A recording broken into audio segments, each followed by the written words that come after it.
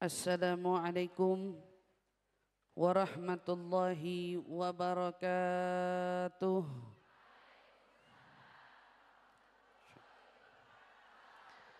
Alhamdulillahi rabbil alamin. Wabihi nasta'in ala umuri dunya waddin. Wassalatu wassalam ala ashrafil anbiya'i wal mursalin sayyidina wa habibina wa syafi'ina wa qurrati a'yunina Muhammadin sallallahu alaihi wa ala alihi wa sahbihi wa sallam. Subhanaka la ilma lana illa ma 'allamtana innaka antal alimul hakim. Rabbi zidna ilma warzuqna fahman. Amin amin ya rabbal alamin. Allahumma inna nas'aluka ilma ladunni wal mashraba safiya lahani ya wahhab ya ghani. Allahumma inna nas'aluka ilman ladunni wal mashraba safiya lahani ya wahhab ya ghani. Allahumma inna nas'aluka ilman ladunni wal mashraba safiya lahani ya wahhab ya ghani. Alhamdulillah thumma alhamdulillah.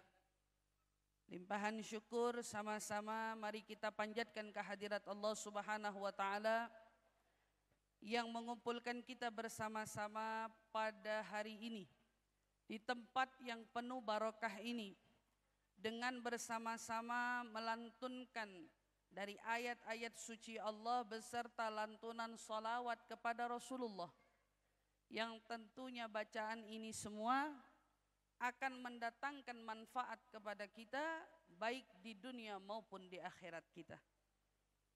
Dan kita sama-sama berharap dengan kita duduk berkumpul dalam melantunkan ayat sucinya dan salawat kepada Nabi kita berharap semoga yang sakit di antara kita Allah sembuhkan sakit-sakitnya.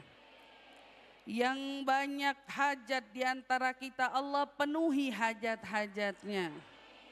Dan tentunya yang punya hutang di antara kita Allah lunasi hutang piutangnya. Dan di antara kita yang sedang dilanda dengan kesulitan, kesedihan, semoga Allah angkat semua kesulitan dan kesedihannya berkat junjungan Nabi kita Muhammad sallallahu alaihi wasallam. Dan tentu harapan terbesar kita semoga tidaklah kita beranjak dari tempat ini bersama Allah telah mengampuni dosa-dosa kita semua, meninggikan derajat kita semua, dan semakin mendekatkan kita dengan junjungan Nabi kita Muhammad sallallahu alaihi wasallam. Amin amin ya rabbal alamin. Alhamdulillah tsumma alhamdulillah. Nikmat Allah karuniakan kepada kita aneka ragam dari karunia-karunia-Nya, yang kita hari ini bersama bersyukur kepada Allah. Karena di antara karunia-Nya yang besar, Allah masih berikan kepada kita kesempatan untuk kita bisa menghadiri majelis-majelis kebaikan. Maka saat kita duduk di tempat-tempat semacam ini, patutnya lisan kita ini tidak berhenti bersyukur kepada Allah, karena perkumpulan semacam ini adalah perkumpulan yang tidak pernah merugikan orang yang duduk di dalamnya. Justru perkumpulan-perkumpulan semacam ini akan membawa tawa, bahagia di hati kita selama kita di dunia, bahkan sampai kita bertemu di akhirat sana. Kenapa begitu? Karena di majelis ini kita diingatkan tentang Allah pencipta kita. Di majelis ini kita dikenangkan tentang sosok mulia junjungan Nabi kita Muhammad SAW. Tetapi yang terpenting dan yang paling penting, di majelis ini kita diingatkan tentang betapa lemahnya kita sebagai manusia di hadapan Sang Pencipta dan Nabi kita Muhammad SAW. Di majelis ini juga kita seolah-olah diingatkan bahwa kita manusia adalah yang tidak pernah luput dari dosa. Maka saat kita duduk di majelis, kita akan diingatkan oleh kesalahan-kesalahan kita, dan membuat kita tersadar bahwa mungkin banyak dari kita selama hidup masih tertinggal dari berbuat ketaatan dan kebaikan. Maka saat inilah waktunya kita sama-sama menyadarkan diri untuk bergegas mengejar dan menjemput kebaikan di sisi Allah Subhanahu wa taala. Apalagi sebentar lagi akan masuk bulan maulidnya Nabi. Pasti maulid akan banyak di sana sini. Apa yang perlu kita persiapkan? Yang kita perlu persiapkan niat di hati kita masing-masing, bahwa dengan hadir di maulid kita pengen semakin mendekat kepada Nabi kita Muhammad sallallahu alaihi wasallam. Maka hadirnya kita hari ini di sini, Masya Allah, karena kesungguhan daripada para penyelenggara Majelis Taklim Majelis Rasulillah Nisa Sukabumi, yang alhamdulillah ya, yang dengan semangatnya mau mengajak kita semua untuk kembali duduk dalam mengenang Allah dan Rasulnya, yang kita doakan semoga Allah subhanahu wa ta'ala memuliakan Ustazah Lia Hamidah, memanjangkan umurnya, meninggikan derajatnya, dan segenap apa yang dihajatkannya digabulkan oleh Allah subhanahu wa ta'ala. Amin ya rabbal alamin. Juga para pendukung-pendukungnya, yaitu Mujahidah Sukabumi, yang juga turut berjuang bersama bergerak, Ibu Ida Yulianti. Mudah-mudahan insya Allah Allah juga panjangkan umurnya, Allah sehatkan badannya, Allah berkahi langkah-langkahnya. Nah, insya Allah betul-betul menjadi mujahidah dunia dan akhirat, insya Allah. Amin, amin ya rabbal alamin. Dan tentu para asatidah yang mungkin tidak mampu saya bisa sebutkan satu persatu nama, wabil khusus Ustazah Aminah Al-Kaf. Mudah-mudahan Allah panjangkan umurnya, Allah sehatkan badannya, Allah berkahi semua langkah dakwahnya. Insya Allah ilmu yang telah disampaikan menjadi ilmu yang bermanfaat fid dini wad dunya wal akhirah. Dan para ketua majelis taklim, para syaraif, yang insya Allah para tetamu yang hadir, para ketua, mudah-mudahan semuanya menjadi orang-orang yang dirahmati dan dicintai oleh Allah subhanahu wa ta'ala. Amin, amin ya rabbal alamin. Kita duduk di sini ingin berbicara tentang pertolongan Allah. Bahwa sebelum kita berbicara tentang pertolongan Allah, maka satu yang perlu kita ketahui, bahwa sejatinya kalimat pertolongan itu ada setelah datangnya kesulitan terlebih dahulu menyapa. Orang tidak akan merasa tertolong kalau dia dalam keadaan lapang. Orang tidak akan merasa tertolong kalau dia sedang berada dalam keadaan senang. Orang juga tidak akan merasa tertolong bila dia sedang merasa dalam keadaan bahagia. Maka kapan orang itu betul-betul bisa merasakan kata tolong, dan dia merasa ditolong bila ada bilanya, bila dia terlebih dahulu mendapati kesulitan dalam hidupnya. Maka kalau kita bicara muqaddimahnya, itu adalah ujian hidup kita. Maka kalau ada orang bertanya-tanya hari ini, bagaimana caraku menggapai pertolongan Allah? Ingatlah bahwa pertolongan itu pasti datang kepada hamba-hambanya yang Allah cintai.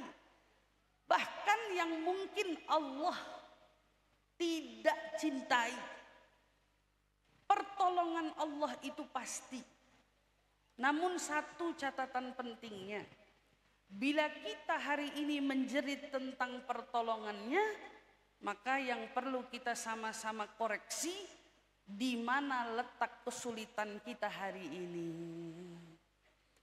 Maka ibu-ibu yang dirahmati Allah, saat kita melihat dalam hidup kita diuji, diberi berbagai macam mungkin musibah ataupun hal-hal yang mungkin mengganggu hati kita dan pikiran kita, maka itulah awal mula, ini awal mula apa? Awal mula pertolongan Allah menyapa. Kapan kamu bisa dapetin kesejukan dari air hujan? Tentu saat gerimisnya sudah mulai datang. Begitu gerimisnya turun, diiringi dengan air hujannya yang kemudian deras, maka saat itu kamu baru ngerasain sejuknya air hujan. Begitu juga hidup.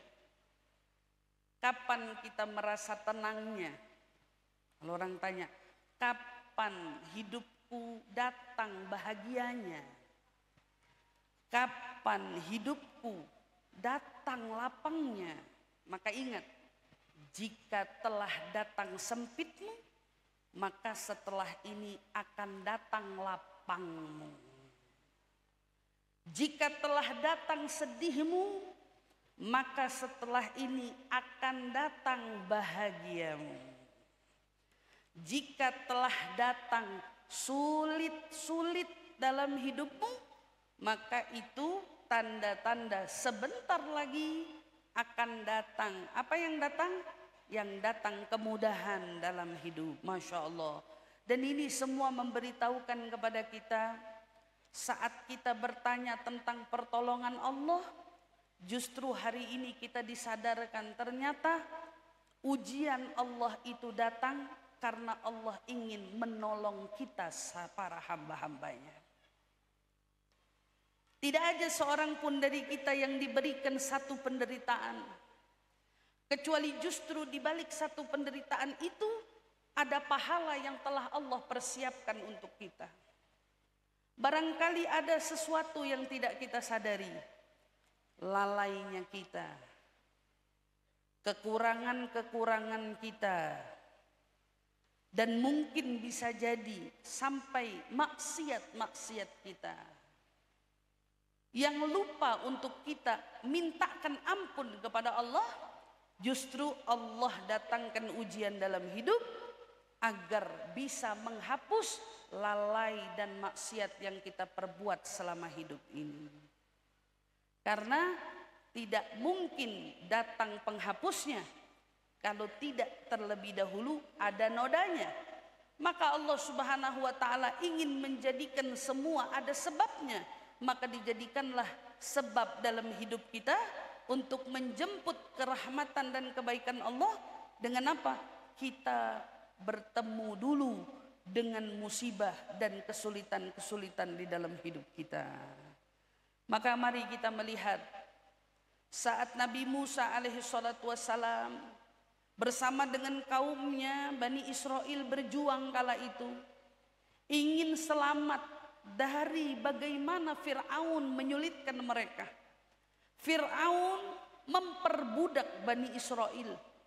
Fir'aun menekan umatnya Nabi Musa alaihi salatu wassalam.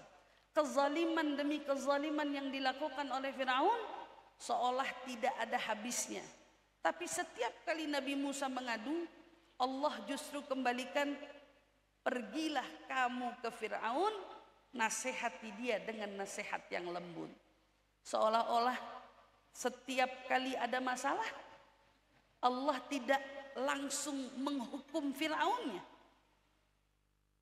tetapi Allah seolah mengajari dulu kesabaran sebelum menjemput pertolongan.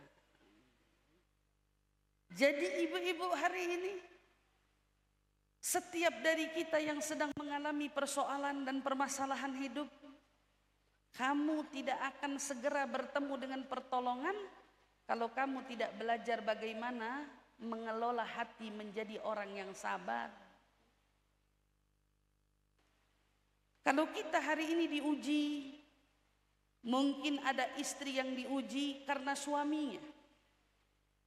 Suaminya yang tidak seperti yang dia harapkan dalam hidupnya. Suaminya menyulitkan dia. Suaminya melukai perasaan dia. Mungkin suaminya tidak benar-benar ada menjadi pelindung baginya. Maka apa yang perlu dilakukan? Kita hari ini berlari bergegas ingin mendapatkan pertolongan Allah. Pertolongan Allah pasti datang. Tapi ada tapinya. Sebelum pertolongan itu tiba, kau diminta untuk bersabar. Kau diminta untuk bersabar. Maka saat ada orang yang diingatkan untuk sabar, lalu dia berkata, sabar terus, sabar terus.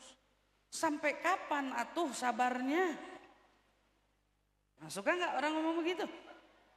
Iya, sampai kapan atuh sabarnya gitu ya. Kalau kamu merasa kamu telah lama bersabar, tetapi pertolongan tidak datang, berarti ujianmu belum terlalu besar. Yang salah bukan pada sabarnya. Mungkin ujianmu, masalahmu itu bukan masalah yang besar, hanya kau yang besar-besarkan saja. Betul apa enggak itu ibu-ibu? Ada enggak yang ngerasa begitu? Jadi ternyata kita baru nyadar. Kadang-kadang kita ketemu sama masalah, belum tentu masalahnya besar. Tapi seringkali masalah itu dibesar-besarkan oleh kita yang punya masalah. Gimana pertolongan mau datang? Kalau ternyata kata Allah masih ada yang lebih dulu harus kutolong.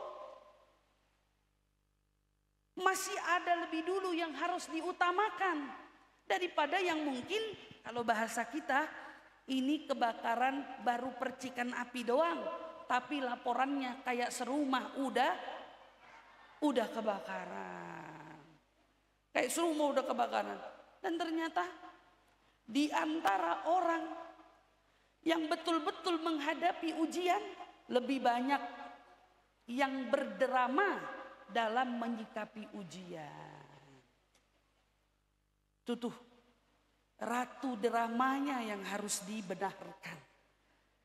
Ini ratu drama biasanya tuh perempuan ya. Perempuan makanya nggak ada raja drama. Pernah dengar raja drama? Tapi kalau ratu drama sering apa enggak? Ratu drama. Maka coba kita kembali pada bagaimana kisahnya Nabi Musa. Saat Nabi Musa diuji dengan Fir'aun yang terus menyiksa, menyulitkan, ya, Nabi Musa berkali-kali mengadu, tetapi Allah justru meminta dia untuk sabar. Begitu datang satu apa? Satu kejadian di mana Nabi Musa kemudian memutuskan dengan para pengikutnya, ayo sekarang kita harus pergi meninggalkan kota ini. Kita harus berani berbuat sesuatu untuk pergi meninggalkan kota ini. Apa yang terjadi? Pergi Nabi Musa mengajak kaumnya, yuk pergi. Tapi tahu-tahu apa yang Nabi Musa miliki saat itu? Nabi Musa nggak punya persenjataan. Nabi Musa nggak punya kaum yang siap melawan pasukan Fir'aun. Tapi lihat, Nabi Musa punya keyakinan. Setelah dia bersabar, maka hasil dari sabar itu yakin bahwa Allah tidak mungkin tidak tolong kita.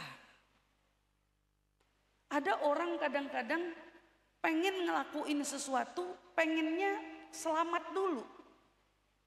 Pengen tahu pasti dulu, kalau saya begini saya aman apa kagak. Kan gitu. Berarti kan orang ini takut sama resiko kan. Tapi coba kamu lihat, saat Nabi Musa berikhtiar, Nabi Musa berusaha, apa yang terjadi pada seorang Nabi Musa? Dia hanya punya modal yakin dan tawakal. Yakin dan tawakal. Apa yang terjadi? Begitu dia lari dari kejaran kaumnya Fir'aun, Nabi Musa berhenti di mana? Di ujung mulut laut.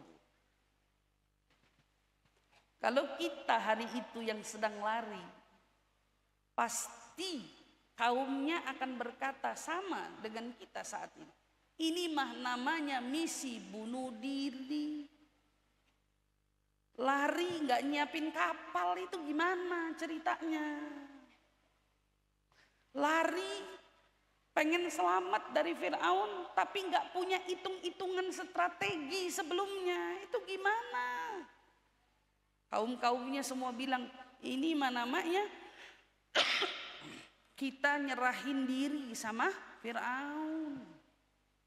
Tapi justru Nabi Musa dengan yakinnya Allah pasti tolong kita.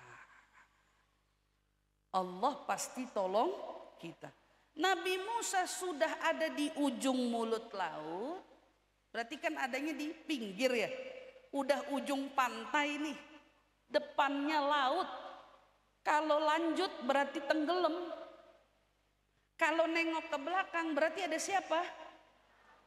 Fir'aun sama kaumnya yang lagi ngejar-ngejar itu.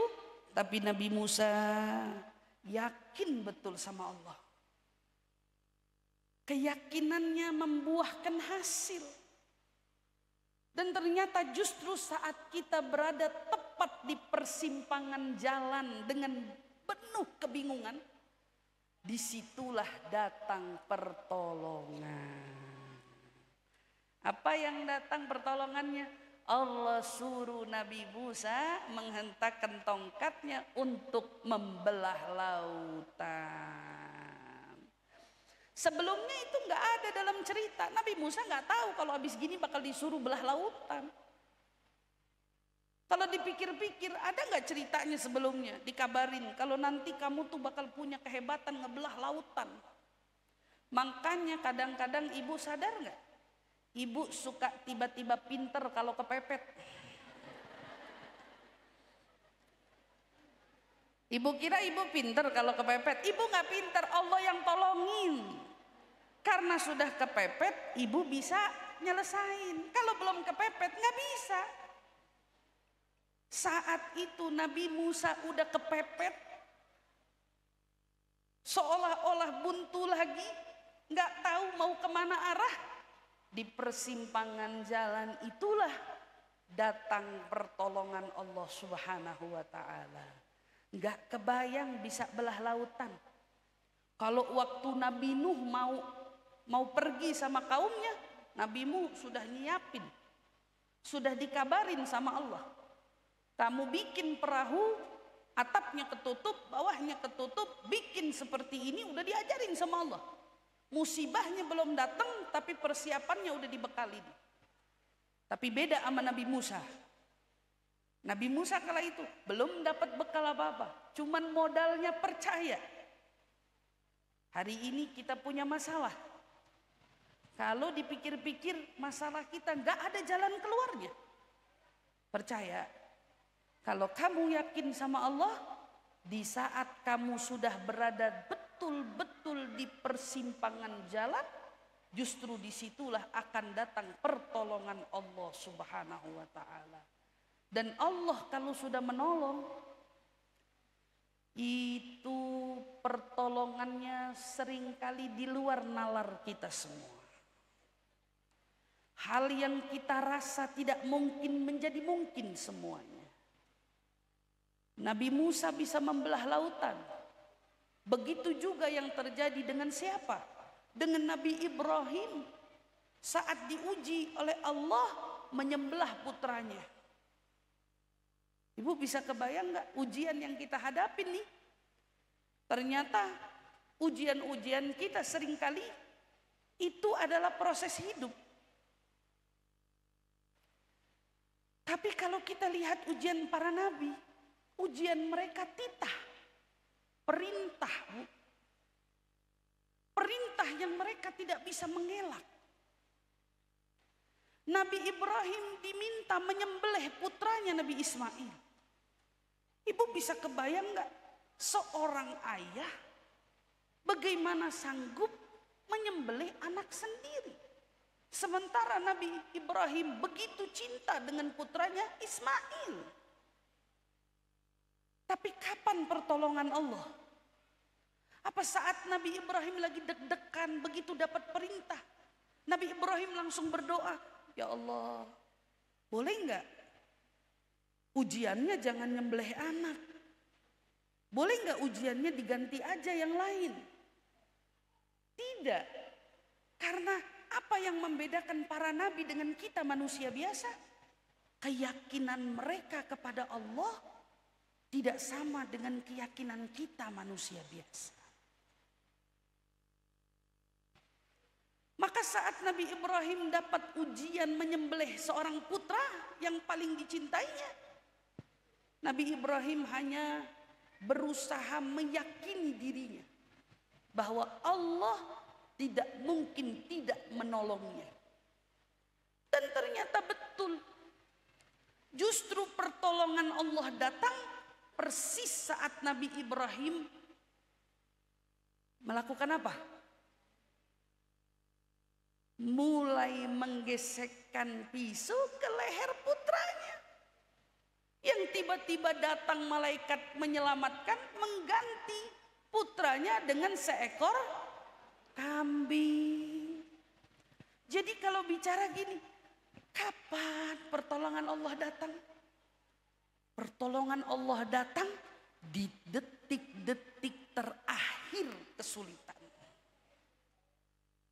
Begitu kita betul-betul merasa terhimpit, merasa tertekan, merasa betul-betul tidak menemukan arah tujuan, Allah datang dengan segala pertolongannya untuk menyelamatkan kita hamba-hambanya.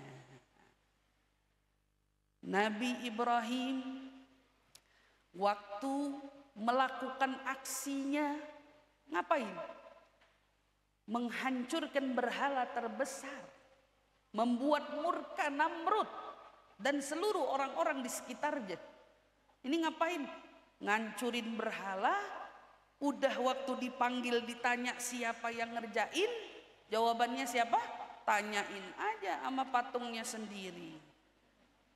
Berarti kan jawabannya jawaban apa? Jawaban songong ya. Apa yang bikin Nabi Ibrahim segitu yakin? Luar biasa.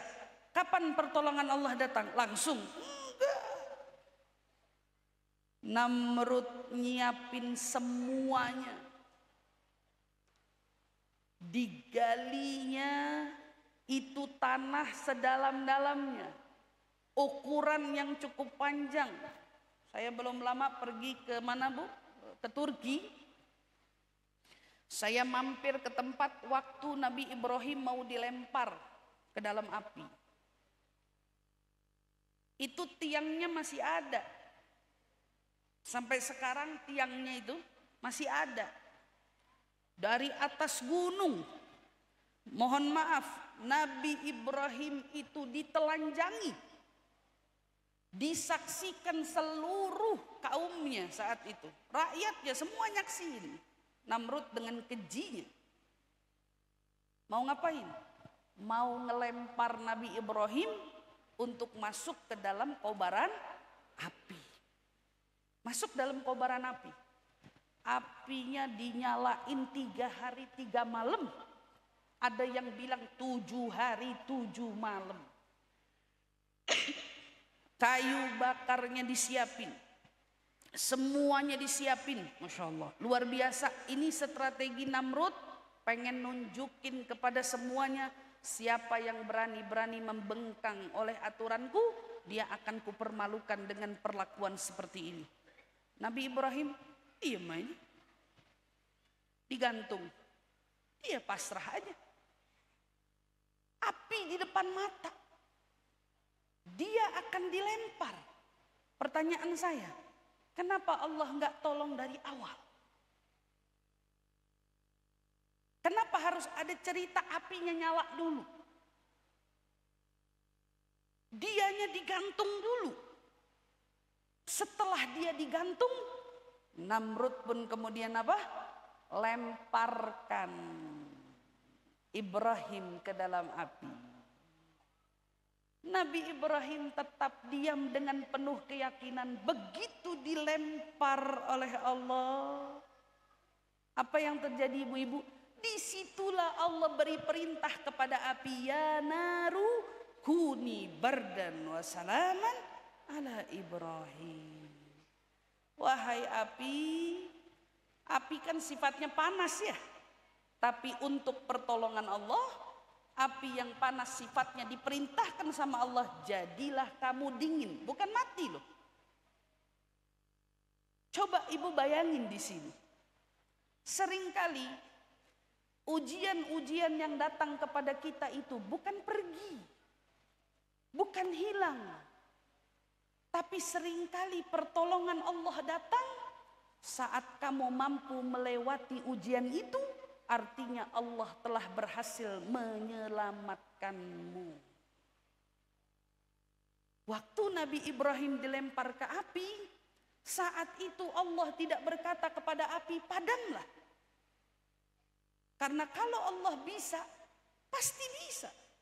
Tapi Allah buat, ya nar, hei api, sifat yang panas berubahlah kamu menjadi sifat yang sejuk, yang dingin. Untuk siapa? Hanya untuk Ibrahim saat itu. Kalau benda lain yang masuk, kebakar. Tapi Nabi Ibrahim masuk, enggak kebakar. Artinya apa? Mungkin di ruangan ini punya masalah yang sama. Ada yang masalahnya mungkin suaminya, mungkin ekonominya, mungkin anaknya, mungkin keluarganya, mungkin orang tuanya. Masalahnya apa? Sama, tetapi ada tetapi. Yang satu dibikin tenang, yang satu dibikin susah. Yang satu mampu melewati dengan aman, yang satu sampai hari ini masih dengan drama air mata. Jadi kadang-kadang pertolongan Allah itu bukan dengan menghapus sulitnya, tetapi seringkali pertolongan Allah yang sering tidak terlihat oleh kita adalah justru kekuatan yang Allah hadirkan dalam hati kita. Saat ada yang hari ini diuji, namun dia mampu melewati, justru ketahuilah kamu sudah mendapatkan pertolongan Allah. Makanya jika berdoa itu orang soleh nggak minta ujiannya dihilangkan. Karena tahu ujian itu pahala. Karena tahu ujian itu adalah membuat dosa terampuni. Ujian itu meninggikan derajat. Maka apa yang dilakukan oleh orang-orang soleh? Saat mereka mau bertemu dengan ujian dan musibah dalam hidup, maka yang mereka minta, ya Allah, karuniakan aku kekuatan untuk aku mengarungi semua kesulitan yang kulalui dalam hidup. Ya Allah, berikan aku kesanggupan agar aku sanggup melalui semua musibah-musibah dalam hidup. Maka saat ada orang berdoa, ibu, doa. Saat kita berdoa, berarti kita sudah dekat sekali dengan ijabah. Kalau ibu sudah dituntun sama Allah mau berdoa, maka sama dengan artinya tunggu sebentar lagi ijabahnya akan datang menyapa. Maka sekarang tinggal kita apa? Tinggal kita kuatkan hati kita dengan keyakinan bahwa tidak seorang pun dari kita yang hari ini sedang kesulitan kecuali Allah pasti selamatkan. Ibu, ada kucing jatuh ke dalam got. Saya mau tanya, ibu-ibu kalau ngelihat kesian apa kagak? Kalau kira-kira ibu lihat dia yang masuk ke dalam got itu dengan semua kesulitan yang dia alamin, dia mau loncat nggak bisa. Dia menjerit-jerit dengan suaranya, meminta seolah pertolongan kita. Kita yang melihatnya, iba atau tidak? Pengen kita keluarin gak dari gotnya?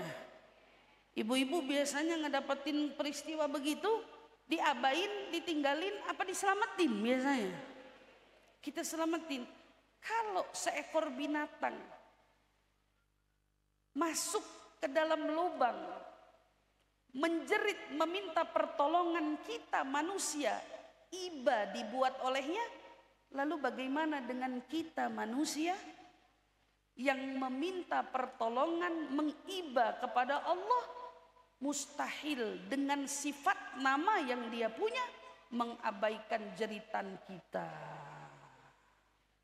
Bukankah Allah yang punya nama Ar-Rahman? Bukankah Allah yang punya nama Ar-Rahim? Bukankah Allah juga yang punya nama Ar-Rauf? Bukankah Allah juga yang menjanjikan kita dengan segenap janji-janjinya bahwa doa tidak akan yang tidak dia tolak? Maka di sini mengingatkan kepada kita, berarti yang kurang adalah keyakinan kita kepada Allah Subhanahu wa taala.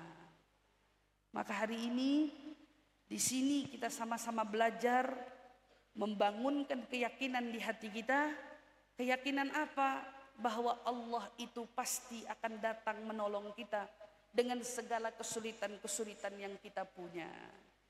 Namun ternyata subhanallah, karena kita ini adalah umat yang dimanjakan dan umat yang dicintai dan umat yang diistimewakan, karena kita adalah umat yang keluar di akhir zaman, berkat junjungan Nabi besar kita Muhammad sallallahu alaihi wasallam, kita bukan hanya punya janjinya, tetapi justru kita diberikan jalan akses cepatnya.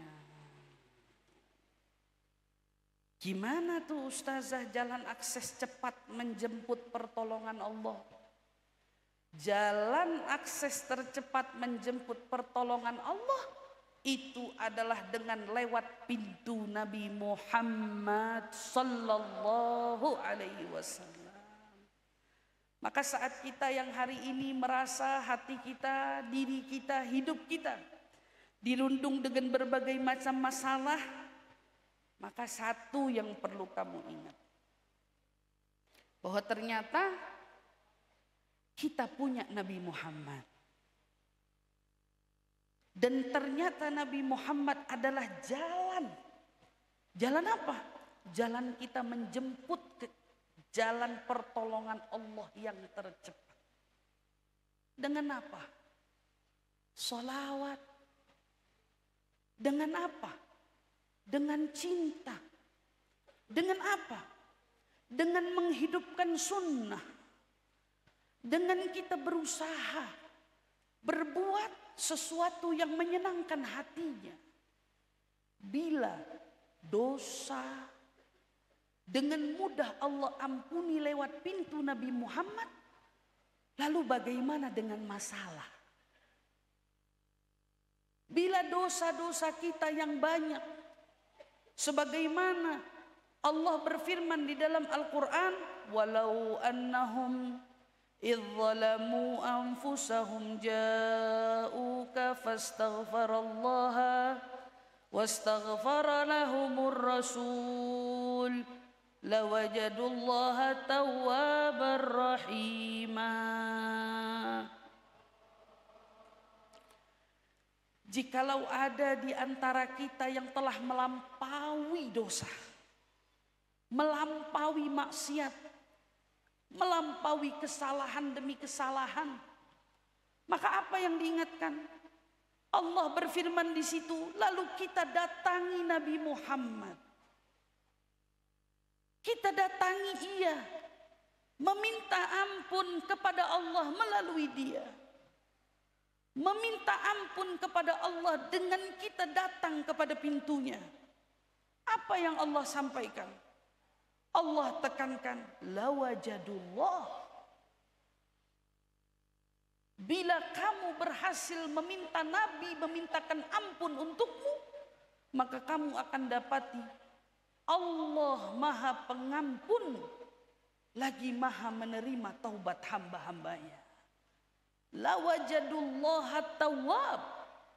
Dia akan menerima semua permohonan kita dari banyaknya kesalahan-kesalahan kita. Tapi asalkan lewat pintu siapa? Nabi Muhammad.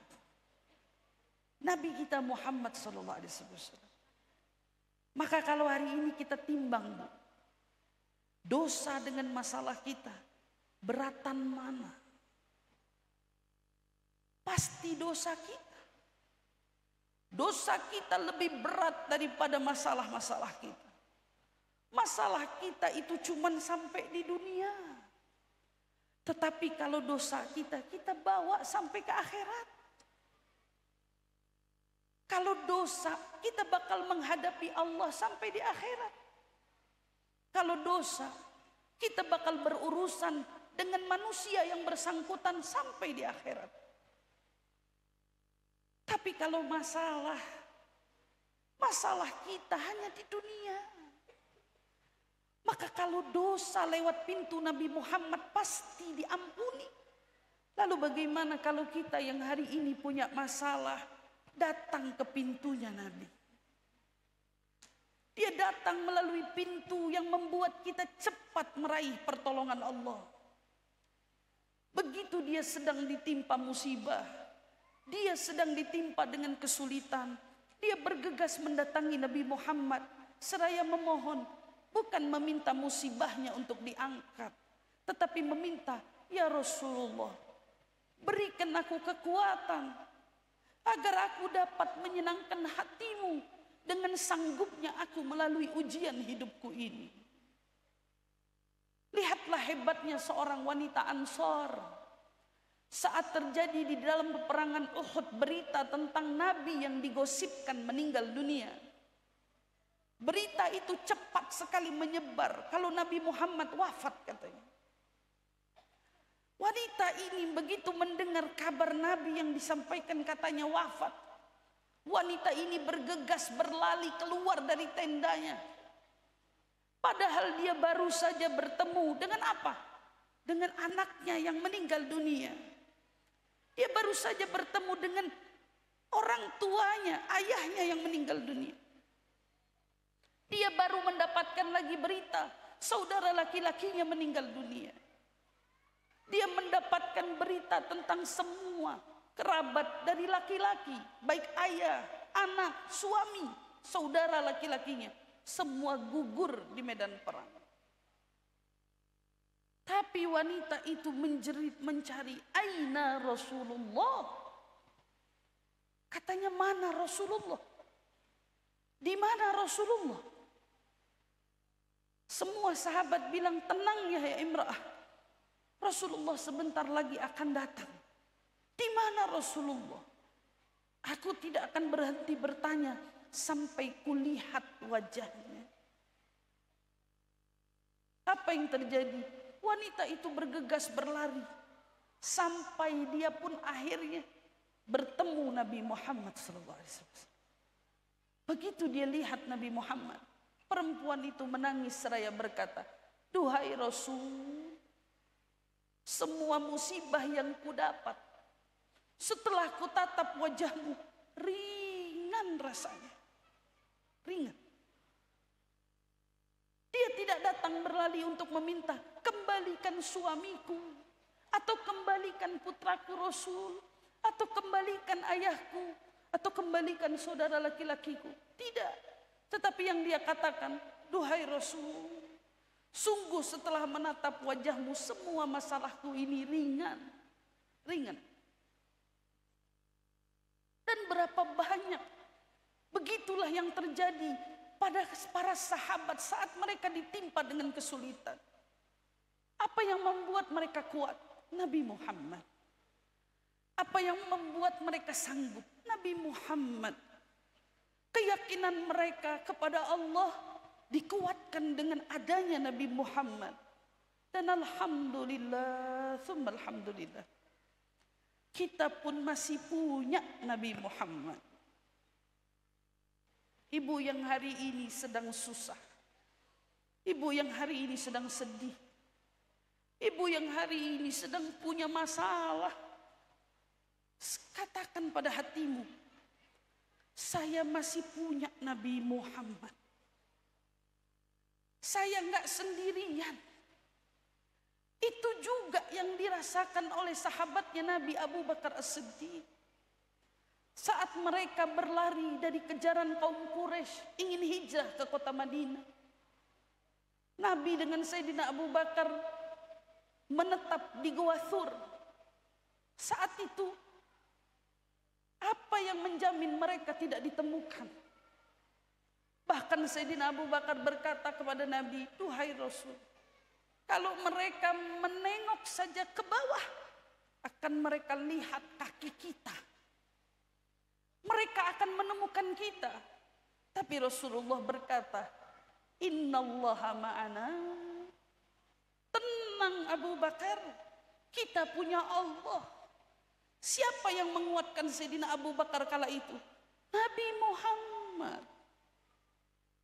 Maka semua dari kita yang hari ini kau diuji dengan urusan ekonomi, keluargamu, pasangan hidupmu, atau mungkin teman-temanmu, saudara-saudaramu, katakan pada hatimu, aku punya Nabi Muhammad. Aku punya Nabi yang pasti Nabi ini akan menjadi penguatku. Yang pasti Nabi ini akan menjadi penyelamatku. Dan Nabi ini akan menjadi pintu terdekatku dalam bertemu pertolongan Allah Subhanahu wa ta'ala. Dalam ku jemput pertolongan Allah Subhanahu wa ta'ala. Dan pasti yang hari ini sedang bertemu dengan gelapnya awan, dengan badainya kehidupan, yang mungkin merasakan gelapnya kehidupan, sebentar lagi hujanmu turun, dan sebentar lagi pelangimu tiba. Pertolongan Allah pasti datang, dan pertolongan Allah begitu dekat. Mengapa?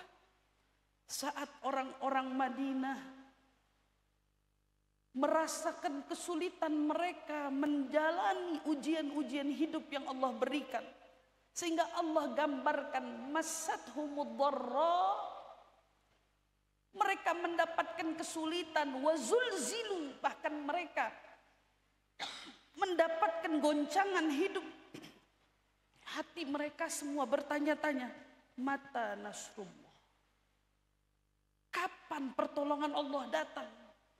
Allah berkata, inna nasrullahi qarib.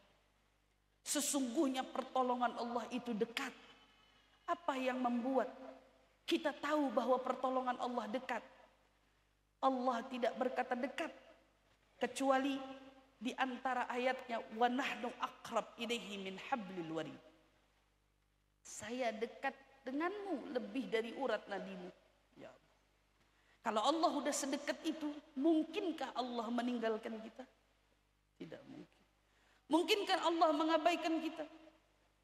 Mungkinkah Allah membuat kita terpuruk? Mungkinkah Allah membiarkan kita hancur? Inna nasrullahi qarib. Sesungguhnya pertolongan Allah itu dekat. Di mana dekatnya? Di hatimu. Sesuai dengan yakinmu.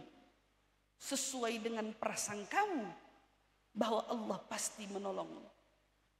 Di mana Nabi Muhammad? Betulkah kita masih punya Nabi Muhammad? Di mana Nabi Muhammad? Dekat di hatimu. Saat kau punya Nabi Muhammad di hatimu, maka kau dekat dengan Nabi Muhammad. Tetapi saat kau buang Nabimu jauh dari hidupmu, artinya kau jauh dari Nabi Muhammad. Tapi kita minta, ya Allah, jangan pulangin kita dari tempat ini, kecuali kau telah masukkan di hati kami semua cinta kepada Nabi Muhammad. Ya Allah, jangan kau pulangkan kami semua dari tempat ini, kecuali kau sudah tanamkan keyakinan utuh di dalam hati kami. Ya Allah, jangan kau pulangkan kami dari tempat ini, melainkan kau sudah memberikan kami kekuatan dan keyakinan bahwa pertolonganmu pasti selalu datang dan dekat dengan kami semua. Maka Allahumma ya Allah, dengan menyambut datangnya bulan suci Maulid Nabi besar Muhammad sallallahu alaihi wasallam, Ya Allah, hidupkan hati yang mati di antara kami. Ya Allah, hidupkan hati yang mati di antara kami. Ya Allah, hidupkan hati yang mati di antara kami. Hati yang belum mencintai Nabi Muhammad, hati yang belum mengenal Nabi Muhammad, hati yang belum mengikuti jejak hidupnya Nabi Muhammad. Maka ya Allah, pulangkan kami dari tempat ini kecuali Kau telah hidupkan hati kami dalam mencintai Nabi Muhammad, dalam mengikuti jejak Nabi Muhammad, dalam menghidupkan sunnah-sunnah Nabi Muhammad. Sungguh ya Allah, masalah yang Kau berikan dalam hidup kami semuanya selagi di dunia ringan, selagi di dunia ringan ya Allah. Tapi masalah yang paling kami takuti saat masalah ini kami bawa sampai di akhirat ya Allah.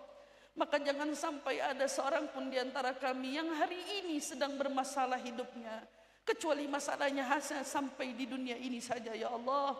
Buat masalahnya hanya sampai di dunia saja ya Allah. Buat masalahnya hanya sampai di dunia saja ya Allah. Jangan Kau bawa masalah ini sampai di akhirat ya Allah. Jangan Kau bawa masalah ini sampai di akhirat ya Allah. Karena masalah kita di akhirat adalah berhadapan dengan dosa-dosa kita, berhadapan dengan kesalahan-kesalahan kita, yang kita harapkan syafaatnya Nabi Muhammad, yang kita sungguh inginkan syafaat Nabi Muhammad. Dan disinilah datang kabar gembira dari Nabi Muhammad yang bersabda, syafaati li ahlil kabair min ummati. Yang Nabi telah bersabda bahwa syafaatku akan kuberikan untuk mereka para pendosa besar dari umatku. Syafaatku esok di akhirat akan kuberikan kepada mereka yang punya dosa-dosa besar dari umatku. Maka hari ini ya Allah, kami mengakui kami punya banyak dosa. Ya Allah, kami mengakui kalau kami punya banyak dosa. Ya Allah, hari ini kami mengakui kami punya banyak dosa ya Allah. Punya banyak salah ya Allah, punya banyak khilaf ya Allah. Maka ya Allah, dengan wasilah Nabi Muhammad, kami mohon ampunan-Mu ya Allah. Kami mohon cinta dan kasih sayang-Mu ya Allah. Bila dosa mudah Kau ampuni ya Allah dengan wasilah Nabi Muhammad, maka buatlah mudah kami semua kuat dalam menghadapi masalah kehidupan kami semua ya Allah. Allahumma ya Allah, dekatkan kami dengan Nabi Muhammad di dunia, dekatkan kami dengan Nabi Muhammad di akhirat, dekatkan Nabi kami dengan Nabi Muhammad bahkan di surga ya Allah. Dekatkan kami semua ya Allah, dan orang tua kami dan ahli keluarga kami, anak keturunan kami semua ya Allah, dengan Nabi besar Muhammad sallallahu alaihi wasallam, agar kami semua ya Allah menjadi orang-orang yang Kau catat meraih syafaatnya. Amin amin ya rabbal alamin. Allahumma ya Allah, kabulkan semua doa yang kami panjatkan di tempat ini. Pandang kami semua dengan pandangan rahmat-Mu dan cinta kasih-Mu ya Allah. Pulangkan kami dengan dosa yang telah Kau ampuni. Sembuhkan sakit-sakit di antara kami.